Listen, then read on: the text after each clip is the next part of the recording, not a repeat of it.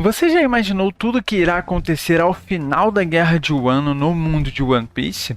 Teremos finalmente o ano de Shanks, onde ele vai se consagrar, né, como um dos grandes piratas do Novo Mundo, se mostrar um vilão, se mostrar um herói, falar mais sobre aquele certo pirata que ele conversou com os Gorosei, né?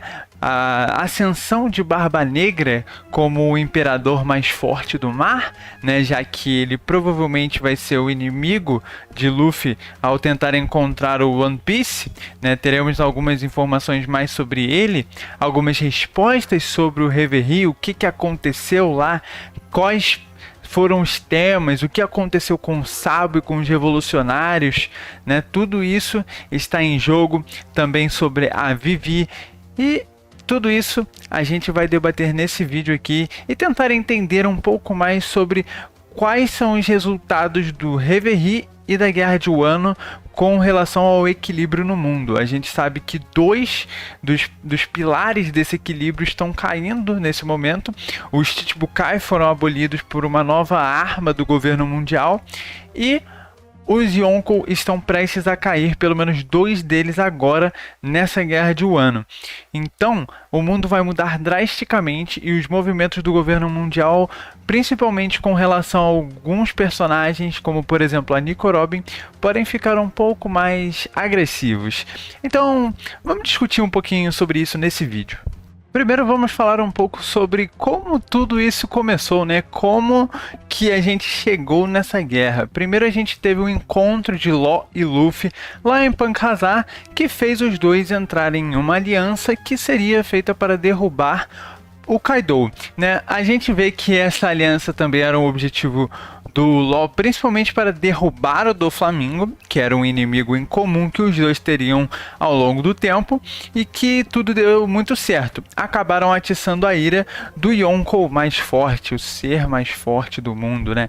A criatura que nenhum homem, né, nem se sujeitaria a enfrentar no 1 contra 1, e eles estão buscando derrubar este homem.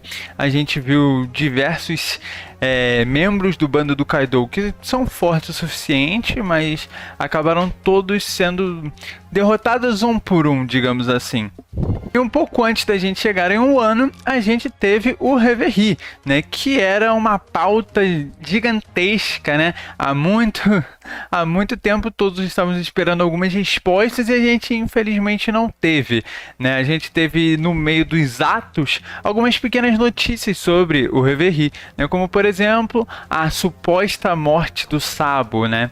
Coisa que pro Luffy seria insano se o Luffy descobrisse essa notícia e ela realmente fosse verdade. Então, o que aconteceu com o Sabo, né? O que aconteceu para todos os revolucionários perderem o contato com ele? Será que ele foi capturado? Será que ele realmente foi morto? Afinal, eles estavam num local onde tinham alguns monstros, né? Os almirantes estavam lá, então era um pouco arriscado, né, entrar sem achar que enfrentaria algum deles. Além disso, tivemos a apresentação daquele que seria o suposto rei do mundo, né? Aquele que controla o mundo através da escuridão, In-sama, né?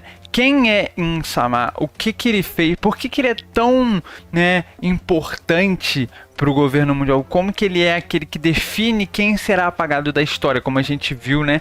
A faca cravada no rosto da Vivi, né? Ela levando a Vivi, o Luffy e o Barba Negra. Por que ela tinha esses três em específico, né? O que era aquele chapéu de palha lá em Mary Joyce, né? Então tem muitas questões sobre In-sama que a gente provavelmente vai acabar descobrindo, claro, principalmente na guerra final, mas seria interessante a gente ter mais algumas revelações. Principalmente, Shanks sabe da existência de In-sama? Ou ele também não tem noção? Ele acha que apenas os Gorosei controlam o mundo? E qual é a real idade dos Gorosei? Eu já fiz uma teoria sobre isso, né? Já, na verdade, falei sobre uma teoria que tem sobre isso, que os Gorosei, eles aparentemente não envelhecem.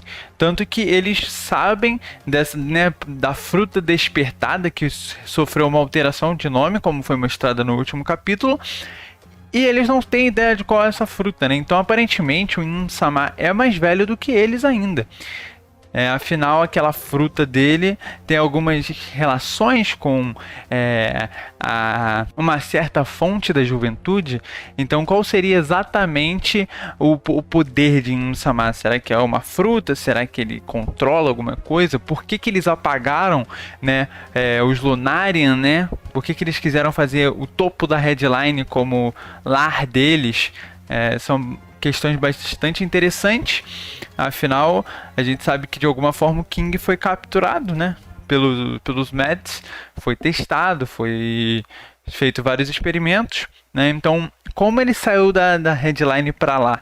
Outras coisas que a gente poderia saber, mas que provavelmente a gente só vai saber depois de descobrir quem é o maior mistério de One Piece, talvez? Talvez não o maior mistério, mas um dos maiores, né? Quem é Vegapunk? Eu acredito que a gente pode ter algumas coisas sobre o Vegapunk ainda em um ano, né? Afinal, a gente tem várias conexões dele com o Kaido, né? E então seria a hora perfeita para, num possível flashback do Kaido, mostrar, né, sobre o Vegapunk, falar quem ele era, como ele era, principalmente o rosto dele, né? A gente tá há quantos anos sem ver o rosto do Vegapunk e isso apenas dá curiosidade por ele ser um cientista de tamanha inteligência, né? O cara que é capaz de virar o jogo completamente para a marinha. Então, é bastante interessante. Eu acho que é uma possibilidade bem grande da gente descobrir isso até mesmo em um ano. Agora, falando um pouco sobre os 3 poderes, a gente sabe que os 3 poderes vão ser alterados, né? A gente não terá mais os Chichibukai, né? A gente pode até fazer um vídeo sobre como os Chichibukai vão ser afetados com isso, quem vai caçar eles, o que vai acontecer com cada um deles ao final, né, de um ano. Provavelmente a gente vai receber algumas informações, como por exemplo do Kobe indo atrás da Hancock, né? E se ela for capturada, eu acho muito difícil o Kobe ganhar no 1 contra 1 dela.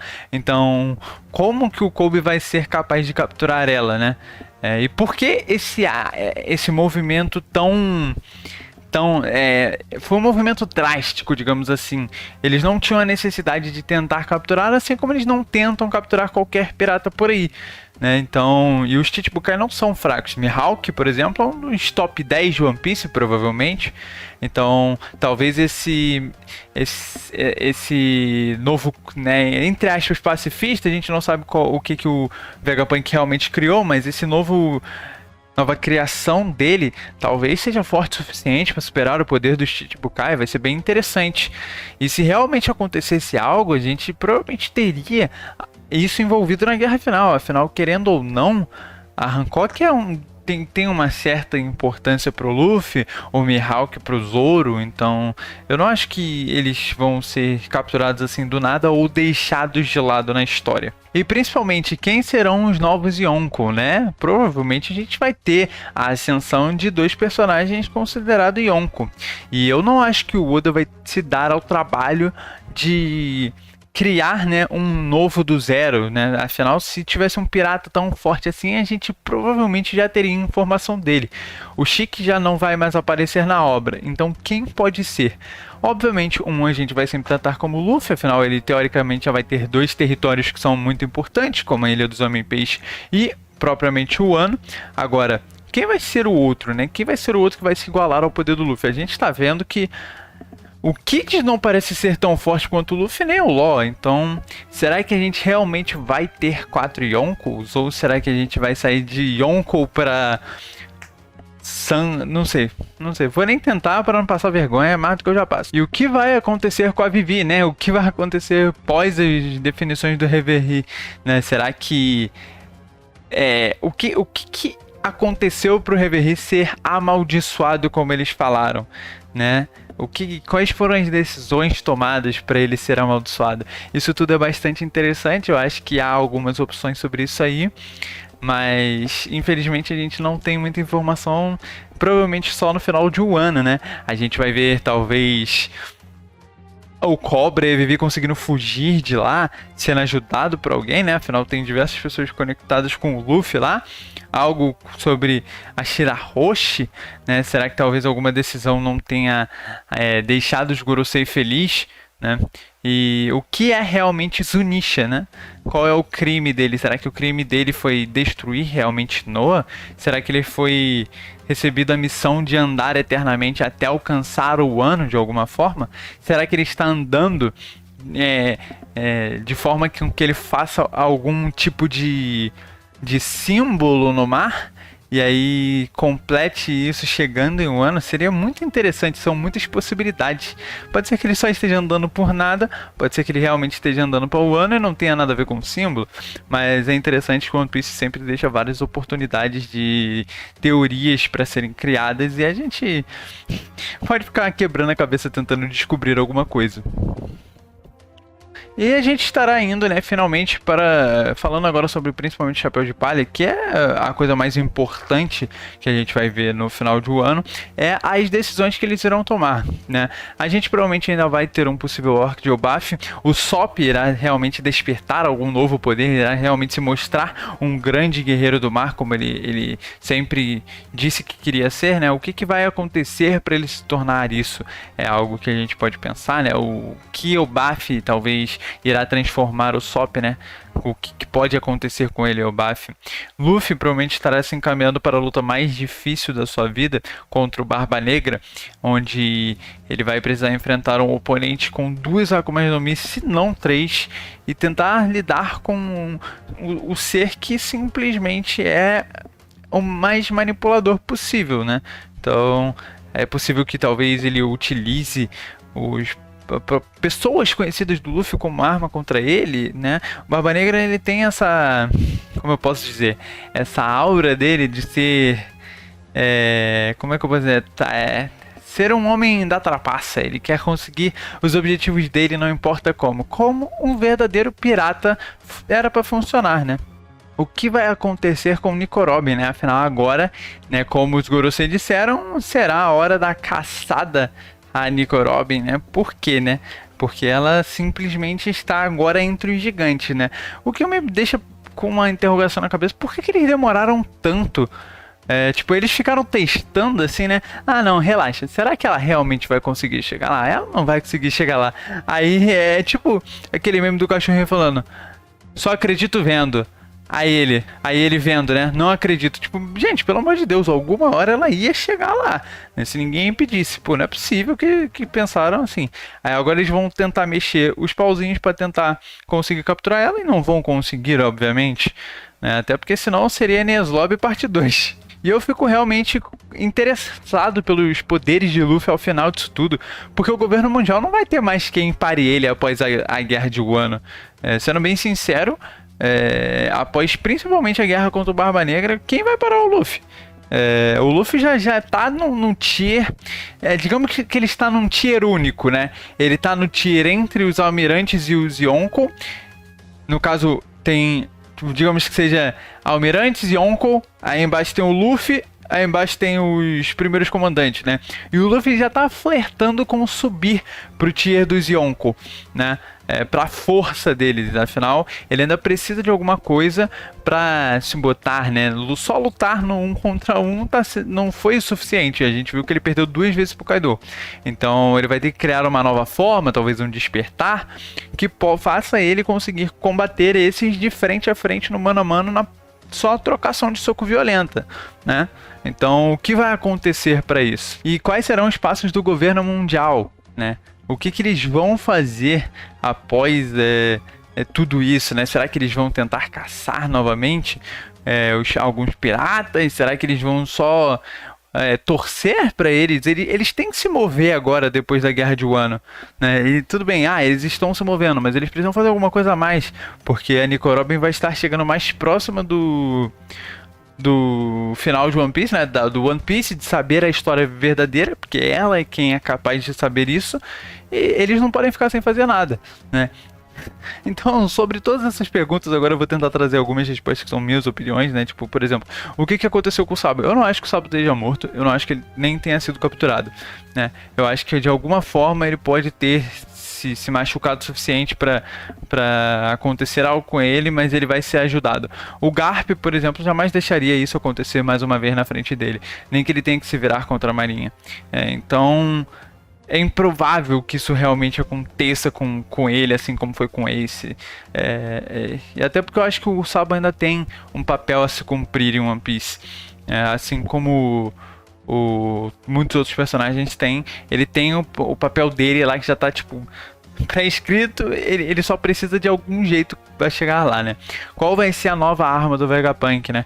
Eu acho, já fiz até uma teoria sobre isso, que isso vai ser muito influenciado por Akumas no Mi, como se eles fossem tentar linkar os genes da Akuma no Mi com seres robóticos, né, com os ciborgues. Não sei como que vai ser isso, mas eu acho bem possível. Vou deixar o link da teoria aí num card. O que vai acontecer com os Yonko, né? Eu acho que essa estrutura vai ser quebrada por completo, até porque é provável que talvez um dos dois perca, né, o seu posto, né, entre Shanks e Barba Negra, que sendo provavelmente o Shanks, eu não acho que ele vai conseguir se manter até o final disso, porque o Luffy ainda precisa de mais um gás, né, para enfrentar o Barba Negra. Acho que só o Ace não foi suficiente.